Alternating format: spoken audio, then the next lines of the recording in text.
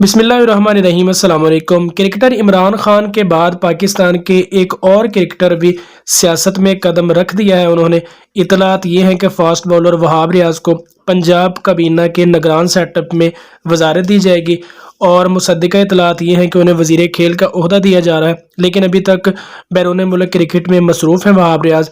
इसलिए उनके भाई ने इस बात की तस्दीक की है कि वो निगरान सेटअप का हिस्सा है, लेकिन जैसे ही वो वापस आएंगे अपने ओहदे का हलफ उठाएंगे। वहाब रियाज को वजीर खेल के तौर पर निगरान सेटअप में जगह दी गई है और तकरीबन 3 माह तक वो वजीर रहेंगे।